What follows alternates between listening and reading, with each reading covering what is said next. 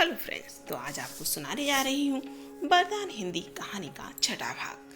आगे का भाग आपने सुन लिए होंगे, आगे के भाग आपने जरूर सुन लिए होंगे, पर एक बात है, आप लोग स्टोरी को पूरा सुनिएगा, कहानी को, तभी आपको इंटरेस्ट आएगा। और प्लीज़ वीडियो को लाइक जरूर कीजिएगा, क्योंकि जब आप लाइक करते हैं वीडियो तो हमें भी अच्छा लगता है और आगे की कहानी सुनाने का मन भी करता है।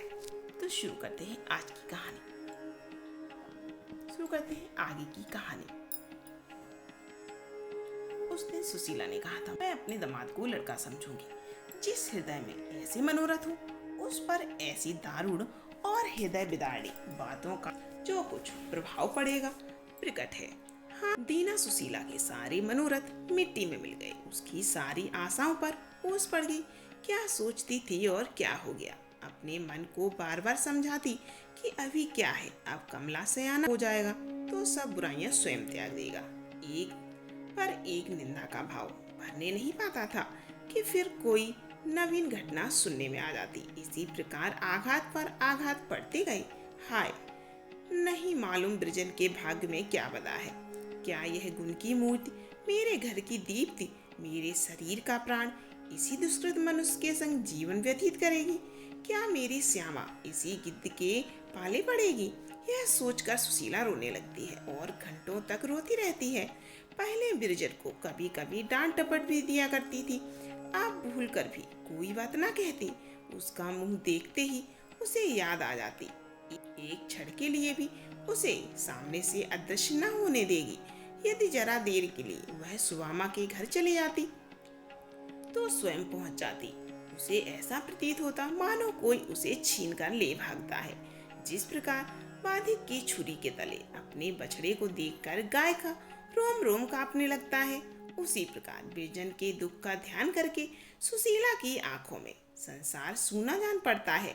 इन दिनों बिरजन को पल भर के लिए नेत्रों से दूर करते उसे वह कष्ट और व्याकुलता होती है जो चिड़िया को घोंसले से बच्चे के खो जाने पर होती है। सुशीला एक तो यूं ही जीर्ण रोगनी थी, उस पर भविष्य की असाध्य चिंता जलन ने उसे और भी धुला डाला। निंदाओं ने कलेजा छल्ली कर दिया।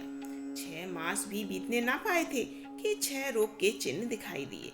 प्रथम तो कुछ दिनों तक साहस करके अपने दुख को छिपाती रही, परंतु कब तक। रोग बढ़ने लगा और वह शक्तिहीन हो गई। चारपाई से उठना कठिन हो गया। वैद्य और डॉक्टर औषधि करने लगे।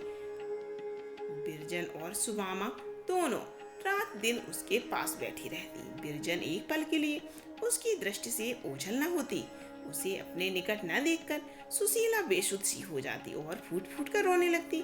मुंशी संजीवन लाल पहले तो धैर्य के साथ दवा करते रहे, पर जब देखा कि किसी उपाय से कुछ लाभ नहीं हो रहा और बीमारी की दशा दिन दिन निकृष्ट होती जा रही है, तो अंत में उन्होंने भी दम और साहस कम कर दिया। आज से कई साल पहले जब सुमामा बीमार पड़ी थी, तब सुशीला ने उसकी सेवा शुश्रूषा में पूर्ण परिश्रम किया था। अब सुमामा की बारी आई। उसने पड़ोसी और भगनी के धर्म का पालन भली भांति किया। रूगढ़ सेवा में अपने गृह कार्य को भूल सी गई। 2-2, 3-3 दिन तक प्रताप से बोलने की नौबत न आई। बहुधा वह बिना भोजन किए ही स्कूल चला जाता, परंतु कभी कोई अप्रिय शब्द मुख से न निकलता। सुशीला की रुग्णावस्था ने अब उसकी द्वेषाग्नि को बहुत कम कर दिया। द्वेष की अग्नि द्वेष्टा की उन्नति और दुर्दशा के साथ साथ तीव्र और प्रज्वलित हो जाती है, और उसी समय शांत होती है जब द्वेष्टा के जीवन का दीपक बुझ जाता है। जिस दिन ब्रजरानी को ज्ञात हो जाता कि आज प्रताप बिना भोजन किए स्कूल जा रहा है, उस दिन वह काम छोड़कर उसके घर दौड़ जाती और भोजन करने के लिए आग्रह करती, पर प्रताप उससे बात न करता, उसे रोता छोड़कर बाहर चला जाता। निसंदेह वह बिरजन को पूर्णतः निर्दोष समझता था, परंतु एक ऐसे संबंध को जो वर्ष 6 मास में टूट जाने वाला हो, वह पहले से ही तोड़ देना चाहता था। एकांत में बैठकर वह आप ही आप फूट फूट कर रोता, परंतु प्रेम के उद्वेग को अधिकार से बाहर ना होने देता। एक दिन वह स्कूल से आकर अपने कमरे में बैठा हुआ था कि बिरजन आई। उसके कपोल अश्रु से भीगे हुए थे और वह लंबी लंबी सिसकियां ले रही थी। उसके मुख पर इस समय कुछ ऐसी निराशा छाई थी और उसकी दृष्टि कुछ ऐसी करुणा से भरी थी कि प्रताप से न रहा गया। सजल नयन होकर बोला, क्यों बिरजन, क्यों रो रही हो? बिरजन ने कुछ उत्तर न दिया, वरन और बिलख बिलख कर रोने लगी। प्रताप का गंभीर जाता रहा। वह निसंकोच होकर उठा और बिरजन की आंखों से आंसू पोंछने लगा। बिरजन ने स्वर संभाल कर कहा, लल्लू, अब माताजी ना जिएंगी, मैं क्या करूं? यह कहते कहते फिर सिसकियां भरने लगी। प्रताप यह समाचार सुनकर स्तब्ध हो गया। दौड़ा हुआ बिरजन के घर गया और सुशीला की चारपाई के समीप होकर रोने लगा। हमारा अंत समय कैसा धन्य होता है। वह हमारे पास ऐसे ऐसे अहितकारियों को खींच लाता है जो कुछ दिन पूर्व हमारा मुख नहीं देखना चाहते थे और जिन्हें इस शक्ति के अतिरिक्त संसार की कोई अन्य शक्ति पराजित न कर सकती थी। हाँ, यह समय ऐसा ही बलवान है और बड़े बड़े बलवान शत्रुओं को हमारे अधीन कर देता है। जिन पर हम कभी विजय न प्राप्त कर सकते थे, उन पर हमको यह समय विजय बना देता है।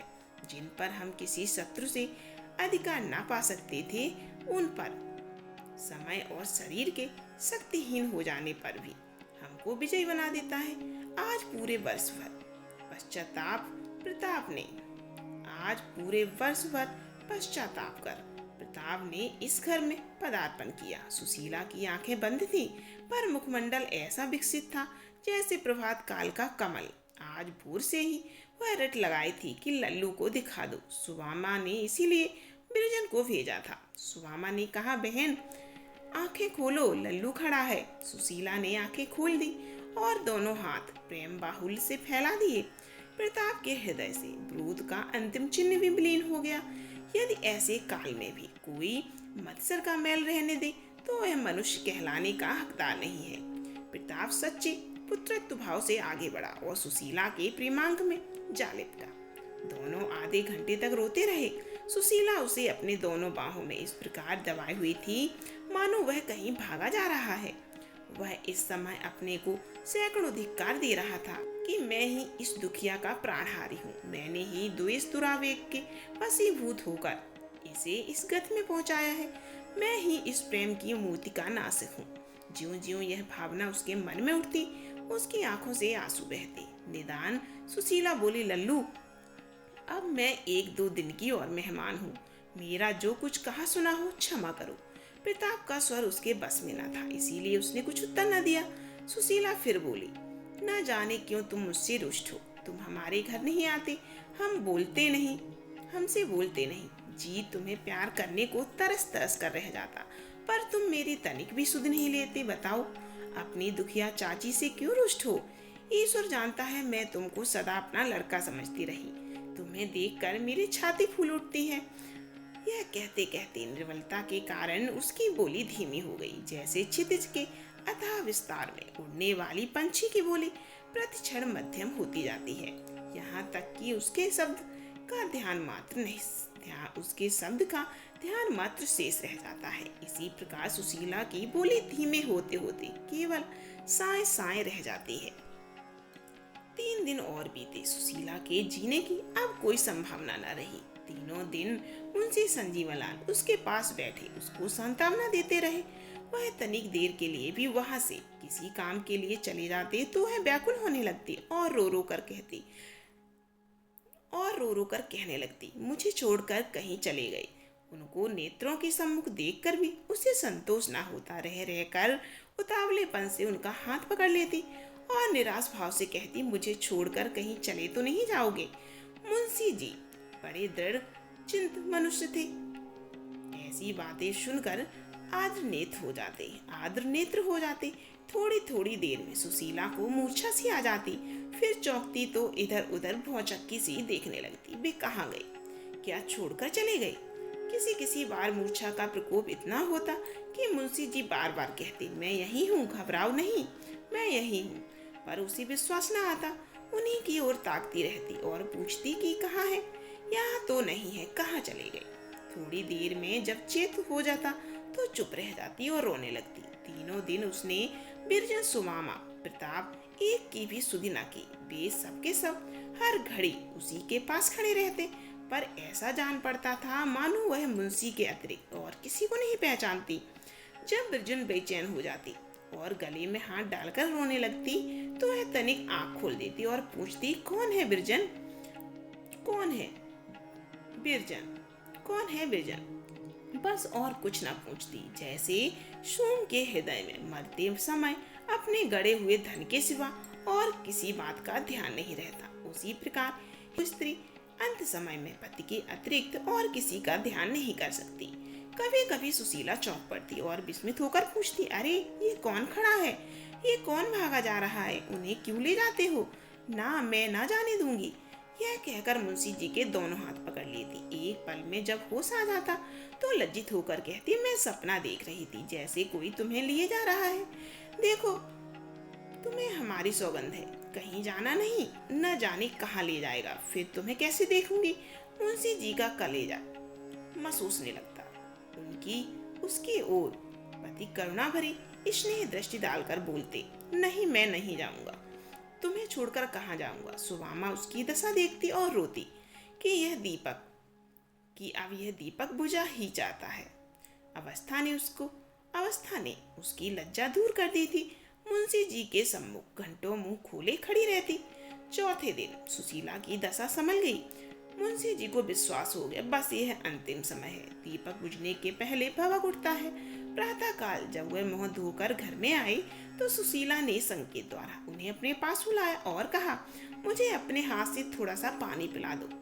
आज वह सचेत थी। उसने बिरजन, प्रताप, सुबामा सबको भली भांति पहचाना। वह बिरजन को बड़ी देर तक छाती से लगाए रोती रही। जब पानी पी चुकी तो सुबामा से बोली, बहन, तनिक हमको उठाकर बैठा दो, स्वामी जी के चरण छू लूं, फिर न जाने कब इन चरणों के दर्शन होंगे। सुबामा ने रोते हुए अपने हाथों से सहारा देकर उसे तनिक उठा दिया।